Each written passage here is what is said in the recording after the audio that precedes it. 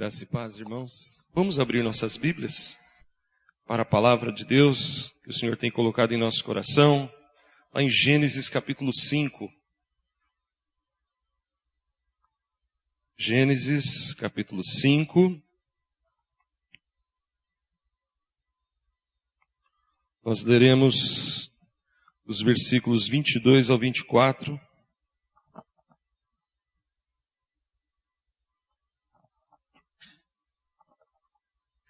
Gênesis 5, 22 a 24. Andou Enoque com Deus, e depois que gerou a Metusalém, viveu 300 anos, e teve filhos e filhas. Todos os dias de Enoque foram 365 anos. Andou Enoque com Deus, e já não era, porque Deus o tomou para si. Vamos ler juntos o 24? Andou Enoque com Deus, e já não era, porque Deus o tomou para si. Vamos também no livro de Hebreus, capítulo 11. Hebreus 11, versículo 5. Pela fé, Enoque foi trasladado para não ver a morte.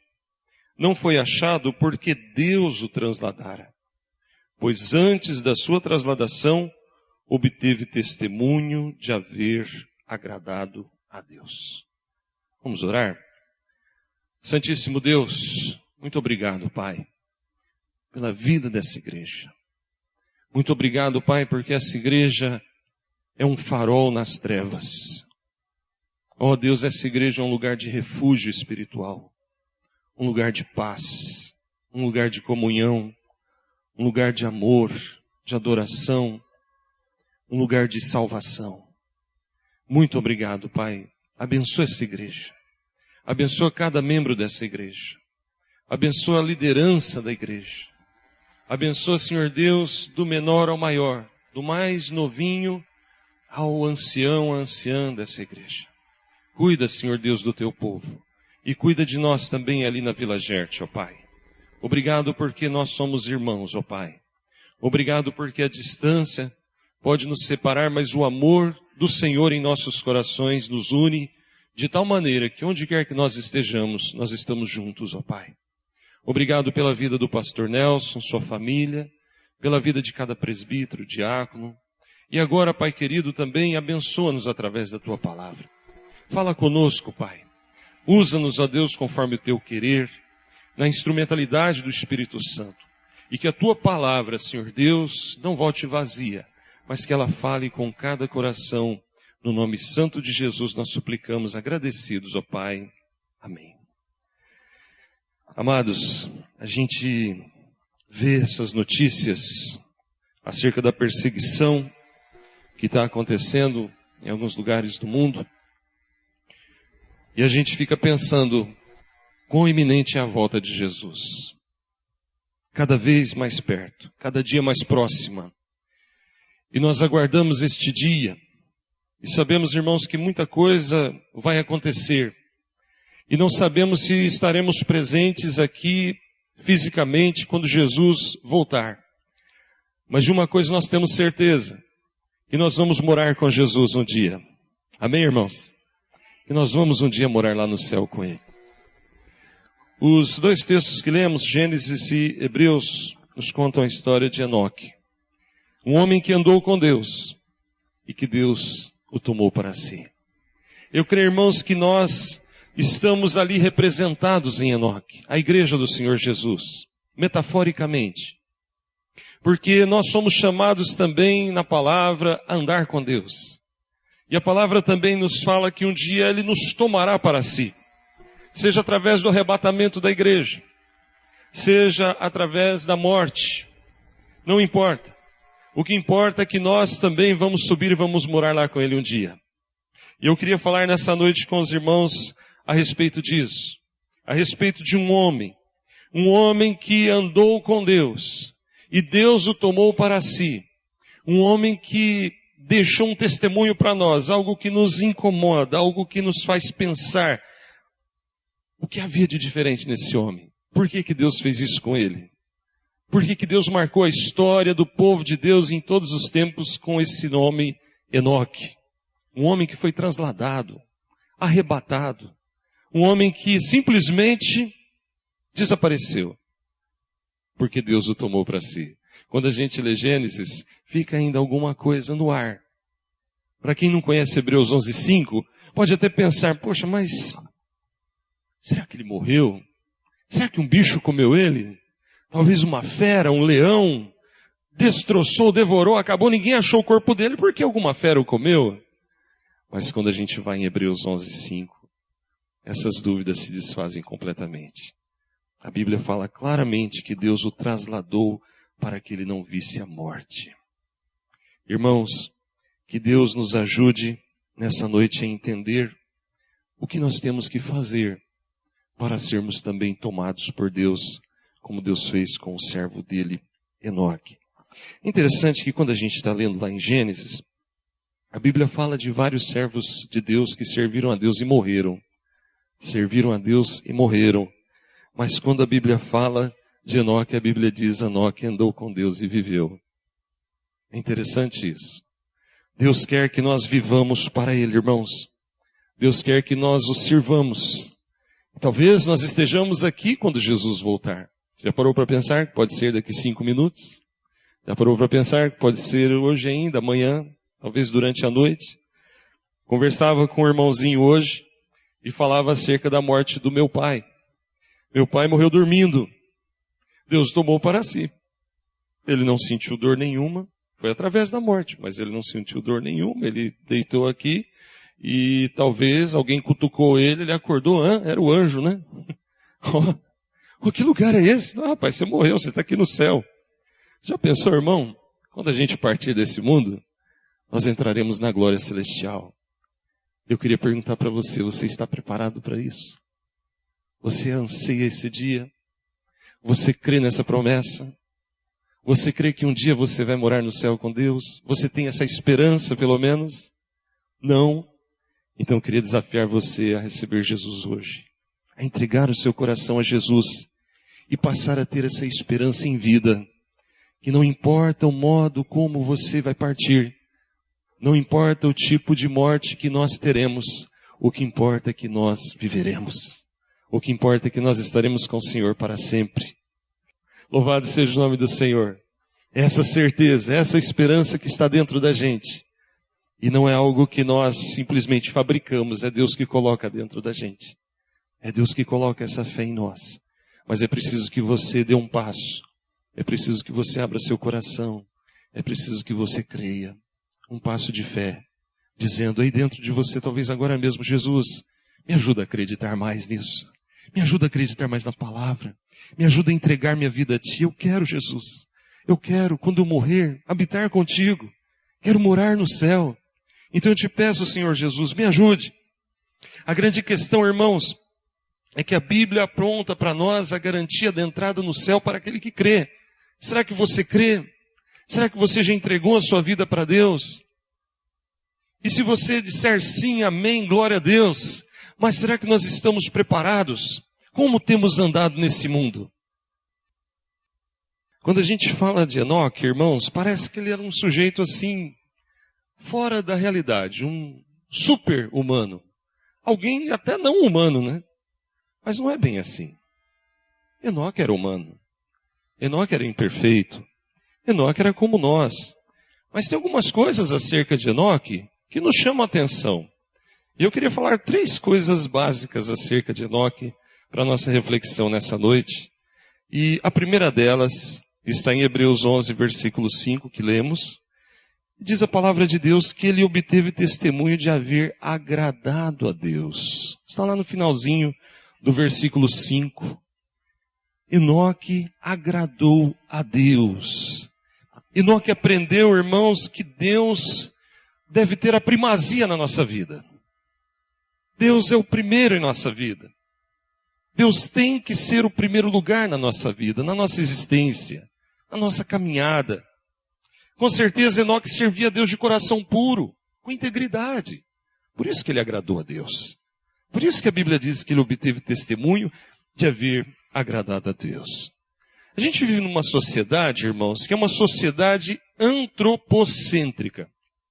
O que significa isso? O homem está no centro de tudo. Esse é o sentido da palavra antropocentrismo. Mas a Bíblia nos fala de uma fé teocêntrica. Ou seja, um tipo de vida onde o centro de tudo é Deus. Theos em grego é Deus. Por isso fé teocêntrica.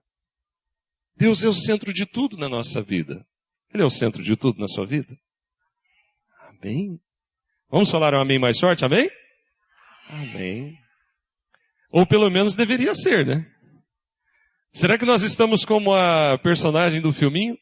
Tentando lutar com Jesus, dizendo, não. Senhor, agora não. Senhor, está tão bom aqui. O Senhor é o centro da minha vida lá na igreja. Será que é assim? Hoje de manhã a gente falava sobre o testemunho do cristão no ambiente de trabalho. E como muitos às vezes se disfarçam e camuflam quem eles são para não demonstrar que eles são crentes, porque senão eles vão passar vergonha, eles vão perder os seus amigos. Mas louvado seja Deus que nem todo mundo age assim. A pergunta é, você age de que modo? A sua vida é uma vida com uma fé teocêntrica? Ou você vive como vive o mundo, onde você é o centro de tudo? Agradar a Deus, amados, exige de nós sairmos do centro de tudo e dar o centro a Ele. Eu gosto muito de filme de ficção científica, sabe? Aqueles filmes assim de fantasia, né? Eu falava com o irmãozinho hoje, lá embaixo. É fantasia. Nave espacial, tudo mais. Eu conheço um presbítero lá em São Paulo, acho que é Vila Guiomar, se não me engano, que ele é tão aficionado por Star Wars que ele tem aquele negócio de pôr a roupa do Luke Skywalker e tirar foto, aquelas coisas, sabe aquele pessoal, tem um nome, rapaziada aí, como é que é o nome disso aí? Cosplay, é isso aí. O irmão faz cosplay. Ontem eu vi ele. Ei, Paulão, meu xará, Paulo Kuralov. E ele é militar, ele é do exército. Mas nas horas vagas ele gosta, né? Ele curte assim esse negócio de ficção. Eu também acho legal, só para a gente imaginar como são essas coisas. Mas sabe uma coisa que tem nos filmes de ficção? A cadeirinha do comando da nave, não é? Star Trek, está lá o Capitão Kirk sentado, controlando, né? Vira para lá, vira para cá, tal. Sabe o que eu fiquei pensando, irmãos? Essa nave parece uma figura com nós mesmos. Parece que a gente é uma nave. Oficina G3 tem até uma canção que eles falam que nós somos naves imperiais a serviço do nosso rei. Naves de guerra, onde só há ida e não há tempo para voltar a olhar para trás. Somos jovens que creem no Deus vivo. Pense nisso, faz de conta que você é uma nave. Quem está no comando dessa nave? É você? Você é o Capitão Kirk? Está errado. Se for, está errado. Tem que ser Jesus de Nazaré. Amém, irmãos? Nós estamos ali do lado dele. Senhor, o que o Senhor quer que eu faça? O que o Senhor quer que eu faça agora? É assim que a gente tem que mentalizar a vida cristã, onde Deus é o centro de tudo. Porque do contrário, irmãos, vira uma teoria, vira um faz de conta, né? E aí a gente não agrada a Deus. Você lembra de Adão? Adão fez lá o que fez, desobedeceu a Deus, resolveu ser o senhor das suas decisões, não é? Satanás enganou ele, falou, olha, o que Deus falou para você ali, Adão, não é bem assim não, rapaz. Deus sabe que no dia que você desobedecer a ele, os seus olhos vão se abrir, você vai ser igual a Deus, Adão. Veja, você vai ser igual a Deus. Você vai estar no controle. Você vai ser o seu Senhor. Essa é a enganação de Satanás. Porém, quando Deus procura Adão, Deus sabe muito bem onde ele está. Talvez atrás de uma moita, de uma árvore, de uma pedra. Deus sabe todas as coisas. E Deus fala, onde estás? Talvez seja a pergunta propícia para esse momento, para nós, para você, para mim. Onde você está? Será que você está se escondendo de Deus? Será que você caiu nessa de querer ser o Senhor da sua vida? Tomar as decisões. É um direito nosso, né? Muita gente faz isso e se machuca. Deus dá essa liberdade. Mas nós temos o direito de dizer, Senhor, eu quero que tu sejas o meu Senhor. Senhor, eu não quero mais ser o meu Senhor. Eu não sou o meu Senhor. Tu és o meu Senhor. Eu quero te agradar, Senhor. E eu sei que toda vez que eu, como aquela imagem, quero pegar o lixo, toda vez que eu quero estar no controle, eu desagrado o Senhor.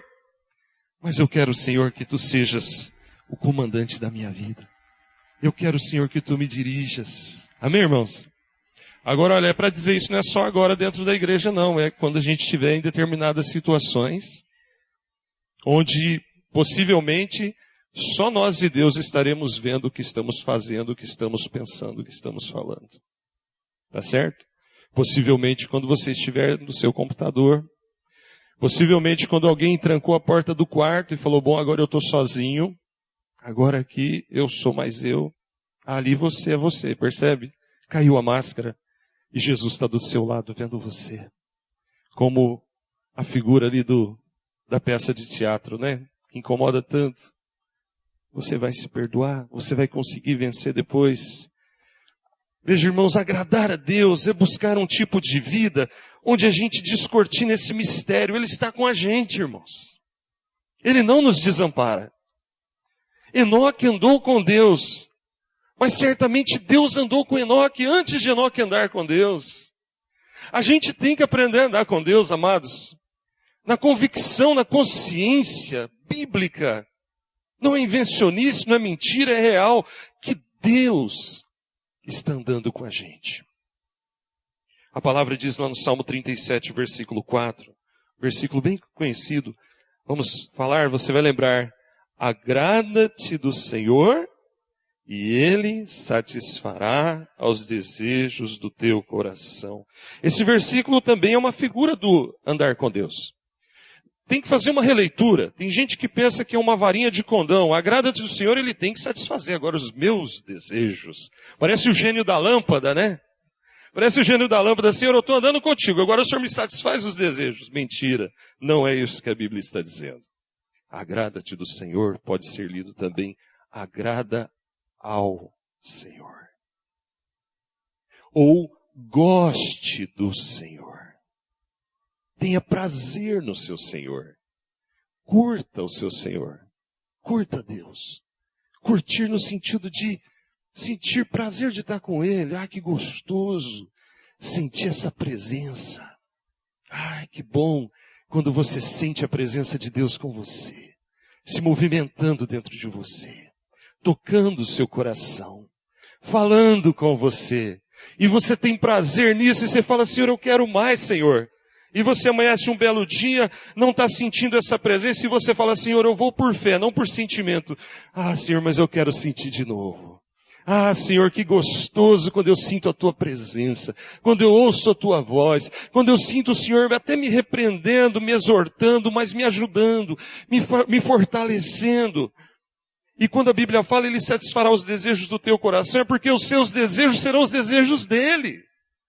Não é porque a gente vai desejar algo que Ele tem que fazer até contra a vontade dEle. Isso não existe na palavra. É porque os nossos desejos se tornarão agradáveis a Ele. Como a gente falava hoje cedo, o desejo de ganhar almas para Deus. O desejo de ver pessoas se convertendo.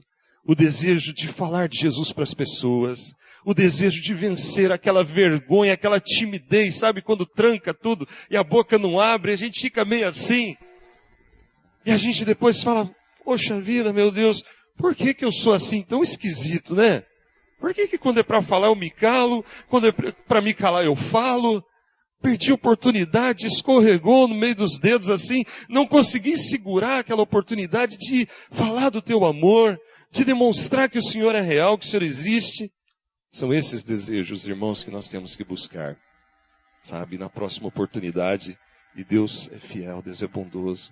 Ele dá oportunidades para a gente poder, de algum modo, reconstruir aquilo que ficou perdido anteriormente, que não foi feito corretamente, seja carinho aos pais, à família, ao esposo, à esposa, seja uma palavra de ânimo, encorajamento, ou seja, irmãos, aquela pessoa que anda com Deus, ele se preocupa mais com o outro do que com ele.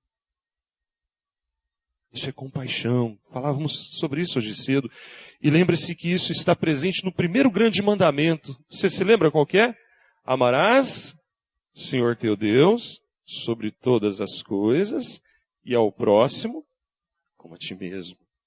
Quando a gente vive isso, quando a gente encarna isso na prática, não pense que Deus vai esquecer da gente. Ele nunca esquece.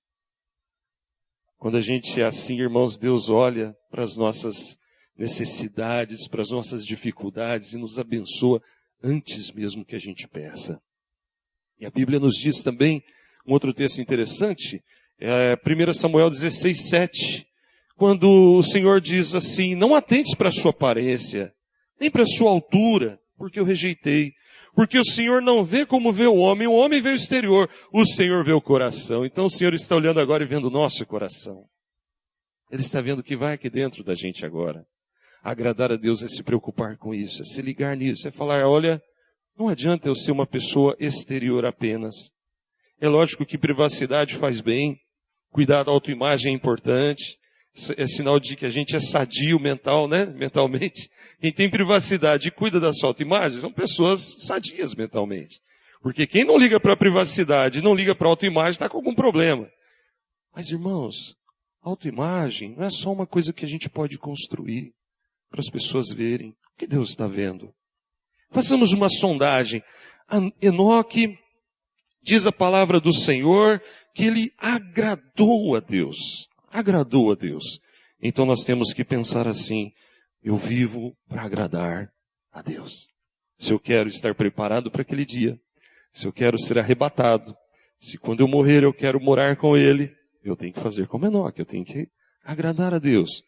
E Paulo lá em 1 Coríntios 10, 31 também tem algo a nos dizer tremendo sobre isso. Quer comais, quer bebais, ou façais qualquer outra coisa, fazei tudo para a glória de Deus. A palavra continua dizendo, segundo item que a gente percebe em Hebreus 11, 5, diz a palavra do Senhor, que Enoque deu bom testemunho. Diz assim a palavra, pela fé Enoque foi trasladado para não ver a morte, não foi achado porque Deus o trasladara, porque antes da sua trasladação obteve testemunho de haver agradado a Deus. Ele dava testemunho. A palavra nos diz, irmãos, que ele agradou a Deus e isso trouxe para ele bom testemunho. Nós temos que nos preocupar com isso. Testemunho é essencial na vida de quem vive com Deus, de quem anda com Deus, de quem vai morar com Deus. Você já parou para pensar que nós somos a vitrine de Deus? O outdoor de Deus na face da terra? O que é vitrine? É quando a gente vai na loja, né, comprar um terno, né? Pastor gosta de terno, pastor gosta de andar internado, dentro de um terno. Aí os irmãos lá no nosso aniversário, chegou lá com um negocinho assim, né? Um vale terno. Ô, glória! Tava precisando, vou lá pregar em Praia Grande, né? Tô brincando, irmãos. Deus já sabia disso alguns meses atrás. E aí fui lá e a loja tem aquele monte de terno, aí você escolhe, beleza. E as lojas cuidam bem disso, né? Tá bom, faz de conta que nós somos a vitrine de Deus aqui na terra. O que as pessoas olham? O que as pessoas pensam quando olham para nós? Tem certas lojas que não dá nem vontade de entrar, né? Você vai comprar um sapato, uma roupa, você bate o olho assim e fala, Aí não. Uma hora é o preço que está muito alto, outra hora você fica descontente com alguma coisa esquisita que usaram lá na propaganda, uma coisa imoral, uma coisa suja, feia, né? Você fala, não, isso não é para mim não. E aí? Quando as pessoas olham para nós, será que nós somos uma boa vitrine de Deus? Será que nós somos um bom outdoor, uma coisa bem chamativa, legal? A igreja tem que ser assim, amados. O povo de Deus é a igreja, não é o prédio. Somos nós. Por isso que a igreja de Praia Grande está crescendo, porque os irmãos são assim. Com certeza. Para a glória de Deus, eu digo isso. Porque eu vejo a igreja cheia, bonita. Irmãos, que Deus abençoe e que continue assim cada vez mais. Ponto de pregação. É ponto de pregação ou já é congregação, pastor? Congregação, olha, já um passo a mais. O Natan virando pastor, quem diria? Eu não sabia, quando eu fiquei sabendo, eu fiquei emocionado. Que legal, que bênção. Os irmãos aqui no louvor, as crianças soltando a voz, hein? Que joia, irmãos. É assim que tem que ser. Mas sabe, na nossa individualidade, nós também fazemos esse tipo de marketing espiritual. O que a gente fala da igreja? Sabe, tem algumas histórias interessantes sobre isso, né? Conta-se que um pastor, um dia, foi convidado para almoçar na casa de uma família. E ele, então, sentou-se ali, oraram, o pastor orou. Geralmente pede para o pastor orar, né? Então, aquela comida gostosa ali na mesa. E o pastor já com o garfo e a faca na mão, pronto para começar a degustar, quando ele olha o filhinho pequenininho da família, olhando assim fixamente para o pastor. O pastor olhou para os lados, agora, né, o que será que foi? E o menino olhando para ele, ele não sabia se começava a comer ou não, falou assim, o que foi, filho? Não, eu estou esperando para ver, porque meu pai falou que o pastor come igual um porco, então eu quero ver como é que... Você já pensou, irmão, que coisa desagradável, né? Dizem que isso é verdade, eu não sei, não foi comigo. Talvez seja uma historinha, faz de conta, talvez aconteceu também, não sei, né? Mas o que a gente fala da igreja em casa, irmãos? Qual é o nosso testemunho? Eu já conheci famílias, irmãos, que a hora do almoço era a hora de falar os problemas da igreja. Detalhe, de uma forma desagradável, de uma forma triste, vamos dizer assim, né? E na frente de parentes não crentes. Que péssimo testemunho, não é? Talvez até com ares de santidade, com ares de reprovação. Mas nós temos que tomar cuidado, porque a Bíblia diz em Mateus 5, de 13 a 16, que o nosso testemunho não é algo aleatório. A Bíblia fala, irmãos, que o nosso testemunho é essencial. Pelo menos na vida daqueles que almejam ser tomados por Deus, como Enoque foi. Ali a palavra de Deus, amados, nos compara a uma luz. Uma luz, como o pastor Nelson pediu para não apagar, porque senão depois ela demora para acender, né? Luz acesa, luz apagada não resolve, a luz tem que acender. E Jesus fala, você é uma luz que tem que ser colocada num lugar alto, na candeia, no velador, e não debaixo de um vaso, não debaixo de uma bacia, debaixo de uma redoma, onde ninguém vai ver a luz brilhar. Ali também em Mateus 5, o Senhor nos compara ao sal. Você é sal. Você tem que salgar, você tem que dar sabor à vida. Você tem que dar sabor à existência humana. Você tem que sair do saleiro. Você não pode ficar escondidinho no saleiro, senão não adianta nada. Como é que a nossa vida é sem gosto, sem sal? É uma luz apagada? Como é o nosso testemunho? Ou então será que nós usamos muito sal na comida e fica aquela coisa intragável que não dá nem para engolir? Como que é? Então, meus irmãos, pensem nisso. Nosso testemunho é importante. Como é o seu testemunho diante das pessoas? É relevante? Você faz diferença onde você está? Nós temos que buscar essa relevância, essa consistência, irmãos, daqueles que amam a Deus, nas coisas simples. Não existe uma fórmula mágica, não existe um método novo, diferente, não. É a Bíblia. É dar bom testemunho. É pensar, olha, eu tenho que salgar esse ambiente aqui onde eu estou. E o sal tem algumas qualidades também curativas. O sal sara. O sal preserva, além de dar sabor. O sal também, alguns tipos de sais são usados como adubo. Ou seja, o sal também tem a capacidade de destruir algumas bactérias e dar espaço para a vida florescer. Pense, nosso testemunho é tudo isso. Não é pouca coisa não, né? É muita coisa. Fala para o irmão do seu lado, é muita coisa, irmão. Fala para o irmãozinho do seu lado, irmão, é muita coisa. Fica atento aí, irmão. Você não é pouca coisa, você é muita coisa. Você é valioso, querido. Você é precioso. Você é uma pessoa que pode mudar situações.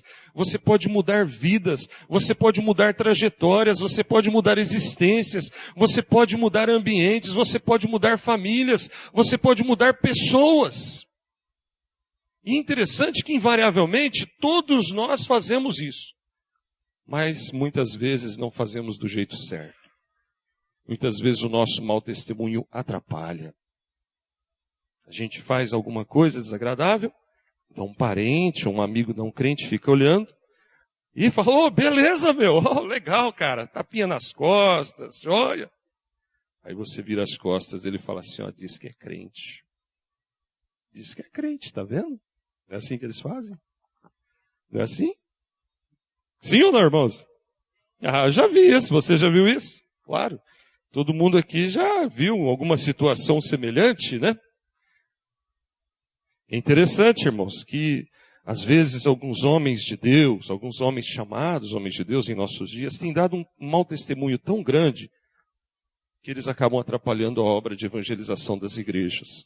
A gente que é pastor passa muitas vezes pelo desconforto de ter a nossa imagem associada a certos fulanos aí desse Brasil que tem ostentado o título de pastor, de apóstolo, de bispo, de missionário, mas que vivem uma vida de ostentação, de luxo, de riqueza, que são verdadeiros lobos vestidos em peles de cordeiro, que estão espoliando as pessoas, arrancando os bens das pessoas, enganando as pessoas, usando como isso o artifício de promessas de Deus, de milagres e etc, etc, etc. Eu me lembro certa vez que eu fui abrir conta numa loja e, vamos lá, né? Como se diz lá no interior, né? A gente calça a cara e dá a cara para bater, né? Profissão, pastor. Aí o sujeito olhou para mim e falou assim, desculpe, mas a gente não dá crédito para pastor aqui na loja. Aí eu dei aquela balançada, né?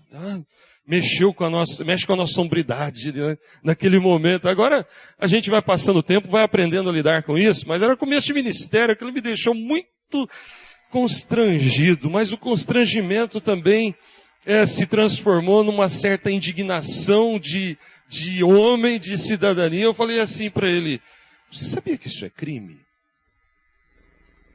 Crime? Por que crime? A gente não dá crédito para o pastor. Eu falei, mas o meu nome está sujo? Checa aí o CPF. Tá aí, ó. Olha aí. Não é isso aqui. Falei, bom, então eu queria falar com o seu gerente, que eu queria anotar o nome de vocês, que eu vou procurar um advogado e vou mover um processo. Já falei assim, já meio nervosão, né? Mas segurando. Eu queria pelo menos saber por quê. E aí vem o gerente da loja e tal, e acabou liberando o crediário. Não vou falar o nome da loja porque não é legal falar, não tem nada a ver. Mas é uma loja bem conhecida. E aí botou então um crédito lá que eu não sabia. Depois num dia, numa outra loja, o sujeito lá do crediário olhou assim, olhou para mim, e falou, nossa, o senhor pode pagar até 60 mil reais por mês. Eu falei, misericórdia, rapaz, o que é isso? Está escrito aqui. Você veja, o cara jogou um crediário assim absurdo, porque está lá embaixo, pastor. Aí eu falei assim, não, faz o seguinte, eu vou trazer um documento da igreja, que comprova quanto que eu recebo por mês, para você botar isso aí no devido ponto, né? O presbítero me deu um documento lá do fisco, do imposto de renda, levei lá, aí colocou no nível normal. Mas a gente aprende a sobreviver a isso, porque servir a Deus é mais que tudo. Mas, irmão, você não precisa ser pastor, ou pastora, tem igreja que tem pastora, para saber o peso do testemunho do cristão na sociedade. Conheço uma irmã, lá numa cidade bem longe daqui, que trabalha no trânsito, sabe esses amarelinhos de trânsito? Aí um dia ela contou assim para mim, pastor Paulo, tem pastor que é complicado, né? Tá lá a vaga de deficiente. Sabe aquelas vagas de deficiente? Aí o pastor fulano de tal parou o carro lá. E eu cheguei e falei, conheço cidade pequena, né? A moça falou, eu cheguei e falei, pastor, mas o senhor parou o carro aí? Não, eu vou ali e já volto, minha irmã. Que chato, né? Que chato. Quantos crentes, irmãos, que não respeitam a lei de trânsito? Quantos crentes que não respeitam a vaga do idoso, do deficiente? Quantos crentes que dão calote? Quantos crentes que falam e não cumprem? A gente vive hoje um tempo, irmãos, onde essa questão do bom testemunho está sendo colocada à prova e muitos crentes estão dando mau testemunho. Não é coisa nova, isso é coisa antiga. Veja, Mateus 5 fala sobre isso. Mas por que será que muitos não se preocupam mais com isso, irmão? Como diz o outro, né? A placa de 80 ou 90 por hora é um tipo de... Se você quiser, você cumpre. Se você não quiser, você não cumpre. Agora o radar, esse aí tem que respeitar, né?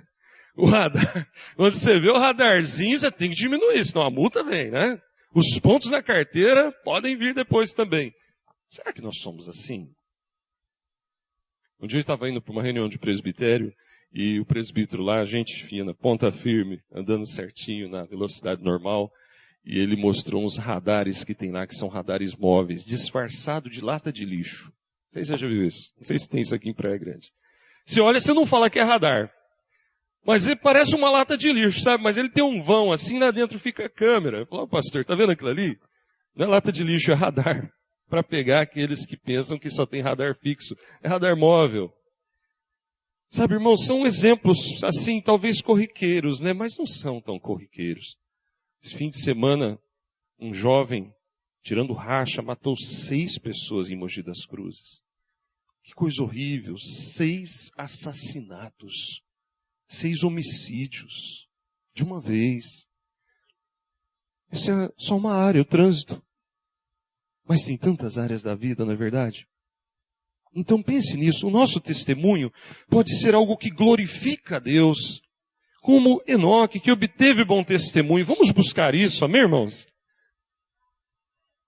Amém, irmãos? Amém. Não vamos vacilar. Tem alguma área que podemos melhorar? Vamos melhorar. Sabe, Deus é tão bondoso. Vamos falar, Senhor, eu quero melhorar nessa hora, nessa área. E se você é um pé de chumbo, né? Você é um tipo pé de chumbo, aqueles que gostam de sair correndo, fala para o Senhor te ajudar. Senhor, tem misericórdia de mim, Senhor. Muda isso no meu ser, porque eu não quero mais andar fora da palavra, não quero dar um mau testemunho. E talvez até acontecer alguma coisa pior, né? Mas, irmãos, o último item que eu vejo nesse texto, que nós devemos procurar imitar, procurar desenvolver na nossa caminhada, para estarmos preparados para entrar lá na glória, para estarmos preparados para a volta de Jesus, é viver pela fé. Viver pela fé. Veja o início do versículo 5. 2 palavrinhas. Pela fé. Pela fé, irmãos. Pela fé. Mas veja, será que Deus falou, Enoque, se você tiver fé eu vou te transladar? Claro que não. Significa que ele andava uma vida de fé. E por isso Deus o trasladou. Por isso o Senhor o arrebatou. E nós somos chamados a viver uma vida de fé também na palavra de Deus. Porque lá em Hebreus capítulo 11, verso 6, está escrito que sem fé é impossível agradar a Deus. Versículo seguinte do nosso texto. Essa é uma boa definição, amados, do que Deus quer de nós, que o agrademos. Se Enoque, amados, fez tudo isso é porque ele vivia uma vida de fé. E esse é o tema de Hebreus 11, porque no versículo 1, existe uma boa definição acerca da fé, dizendo que a fé é a certeza das coisas que se esperam, a convicção de fatos que a gente não vê. Ou seja, irmãos, a gente não vê Deus, não vê Jesus, não vê o Espírito Santo, mas pela fé nós acreditamos, pela fé nós caminhamos, e pela fé nós vivemos e existimos. E detalhe interessante, nem sempre, mas muitas vezes nós até sentimos. Amém, irmãos? Como é bom sentir a presença de Deus, não é verdade? Como é bom sentir o Senhor agindo em nós. Que gostoso, que coisa maravilhosa. Mas veja, não é pelo sentimento, é pela fé. Mas muitas vezes o Senhor nos permite sentir a presença dEle. Muitas vezes o Senhor nos incomoda. Muitas vezes o Senhor nos toca. Veja, irmãos, até nas coisas pequenas, nas coisas mínimas. Tá, e as coisas grandes? Eu tenho vivido pela fé. Eu tenho buscado entender qual é o propósito de Deus através da fé na palavra de Deus, o propósito dele para a minha vida, para a minha existência. Irmão, você é uma pessoa única. Não existe mais ninguém igual a você. Não existe mais ninguém igual a você. Queria que você falasse para a pessoa do seu lado. Fala, irmão, não tem ninguém igual a você. Talvez essa pessoa ainda não se tocou que ela é especial. Você é especial para Deus, irmão. Agora não pensa nos defeitos, hein? Não pensa nos defeitos. Tem igual a você nas virtudes, nas qualidades. Você é uma pessoa especial para Deus. Conta-se que Billy Graham, depois de uma pregação, fez um apelo que as pessoas ali presentes se dispusessem a ser missionários, a ser evangelistas, a ser pessoas que dão bom testemunho, que agradam a Deus, que vivem pela fé, que andam com Deus nesse mundo de trevas. E fez uma oração. Depois um irmãozinho com uma deficiência física, de cadeira de rodas, chegou para ele e falou assim: pastor, eu fiz a oração, mas será que Deus vai querer me usar? Um homem pela metade? Porque eu só funciono da cintura para cima. Minhas pernas não mexem, não sinto nada. Eu sou metade de um homem, pastor. Não sou um homem inteiro, sou meio homem. Então Billy Graham disse para ele: Deus usa homens pela metade, cujo coração é totalmente dele. Mas Deus não usa homens inteiros que dão o coração pela metade para Deus. Amém, irmãos? Não importa se você é alto, baixo, gordo, magro, se você tem algum defeito físico, se você tem N defeitos, pense nas virtudes, pense nas qualidades. Pense no que Deus já fez em você. Você é valioso para Deus. Você é precioso para Deus. Jesus morreu por você. Jesus verteu sangue na cruz por você. Então não fique olhando para seus defeitos. Olhe para aquilo que Deus pode fazer através de você. Olhe para aquilo que Deus pode fazer na sua vida. Pense naquilo que o Senhor Deus pode e quer fazer através de você. E isso é fé. Porque a Bíblia diz para nós pregarmos o Evangelho a toda criatura, para nós sermos sal da terra e luz do mundo, para nós andarmos com Ele. Isso exige de nós fé. Olhar talvez para os nossos defeitos é a coisa mais fácil que tem. E isso trava a gente. A gente fica travado, as quatro rodas. Sabe aquele negócio de travar as quatro rodas? O cara capota. Simplesmente sai da estrada. Não consegue ficar firme, não consegue andar com Deus, não consegue ser fiel, não consegue desenvolver-se na fé. Por quê? Está olhando os seus defeitos. Para com isso. Lembra daquele filminho? Sabe, Jesus olha para nós através da obra que Ele fez. É lógico que isso não é um passe livre para a gente pecar. Pode pecar porque eu já te perdoei. Não é isso. Mas se a gente fica olhando para os nossos defeitos o tempo todo, a gente esquece da obra que Deus fez em nós. Então nós temos sim que buscar crescer na presença de Deus, mas olhando não para nós. Como diz Paulo, olhando firmemente para o autor e consumador da nossa fé, olhando para Ele, olhando para Jesus, nós somos transformados, irmãos. Mas é preciso que a gente viva de tal modo que sejamos semelhantes a esse homem, Enoque, que andou com Deus, agradou a Deus, deu bom testemunho, viveu pela fé. E quando a Bíblia fala de fé, lá em Tiago, capítulo 2, tem muita coisa interessante. Tiago 2, de 14 a 19, fala que a fé tem que ter obras, irmão. Obras, testemunho é obra, mas nós já falamos do testemunho. Fé gera obras no sentido de trabalharmos para Deus, de fazermos a obra de Deus. Quando eu vejo essa galera aqui cantando, tocando, eu fico maravilhado, porque é Deus levantando, tocando os corações. Não é moleza tocar não, viu, irmãos? Quem pensa que é só chegar aqui e ficar fazendo bem, está enganado. Isso aqui dá trabalho, horas de ensaio, sabe? Mas sempre buscando a excelência, sempre buscando fazer o melhor para Deus. Eu lembro quando aquele irmão da guitarra, como é que é esse nome mesmo, irmão? Da guitarra em azul? Fabrício. Eu lembro mais ou menos quando o Fabrício começou a tocar guitarra. Não sei se já estava antes, mas eu lembro quando eu cheguei aqui, ele estava lá tocando. E hoje, cada vez melhor. Sabe, irmãos, isso é servir a Deus. Mas não é só tocar, não é só cantar. Eu lembro quando a igreja também não tinha organista, não tinha regente. Eu participei um pouquinho daquele período de oração.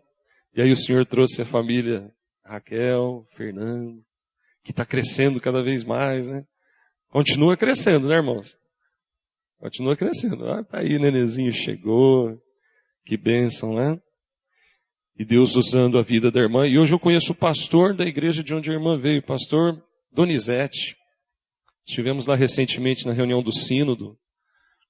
Sabe, irmãos, mas não é só chegar e ficar batendo a mão, né? Tem que ter ensaio, isso dá trabalho. Tem um talento natural aí, mas não é só música, irmão. Você pode fazer um monte de coisa. Sabe, certa vez eu chego na igreja, o irmão chupa a bala e joga o papel no chão. E aí então alguém, olha, o primeiro erro, jogou o papel no chão, né? Segundo erro, a pessoa vê o papel no chão, faz de conta que não viu. Aí alguém fala assim, mas você não vai pegar o papel? Não, tem diácono. Já viu isso? Tem diácono para pegar o papel. Tem faxineira. Irmão, pega o papel, põe no bolso, dá uma disfarçada, né? Olha o marketing da igreja, tem visita olhando, não precisa falar nada, né? Viver pela fé, servir a Deus, irmão. Sabe, hoje lá na igreja, hoje pela manhã, foi uma irmã falar sobre capelania hospitalar. Recentemente eu ouvi ela palestrando para a SAF, Sociedade Feminina. Irmãos, me incomodou de uma maneira tão grande. Porque eles estão procurando nas igrejas pessoas que queiram doar 2 horas por semana. Sabe para quê? Para ir no hospital falar de esperança para as pessoas que estão ali sofrendo. Que coisa linda, irmãos. Cada testemunho que a gente fica assim, meu Deus, que coisa maravilhosa. E vendo aqui as imagens do trabalho infantil da igreja, a gente fica maravilhado, irmãos. Porque tem escola que não gosta, né? Tem alguns diretores, diretoras que não gostam desse negócio de falar de Deus para as crianças. Mas tem outros que pedem, vem cá, por favor, vem falar de Deus aqui. Então, meu querido irmão, irmã, andar pela fé não é somente louvar, engrandecer, levantar a mão, chorar na presença de Deus, ajoelhar, tudo isso é fé, amém, glória a Deus, aleluia. Ler a Bíblia de capa a capa, não é? Glória a Deus. Mas, irmãos, tem muita obra para ser feita, viu? Tem muito trabalho na casa de Deus. E não é só aqui dentro. Fazer a obra de Deus, irmãos, em todo lugar, em toda parte. Finalizando, irmãos, concluindo, Enoque andou com Deus. Diz Hebreus 11:5, que ele, aliás, Gênesis, né? Hebreus 11:5, a gente já foi. Gênesis 5, 22 a 24, nos fala claramente que Enoque andou com Deus.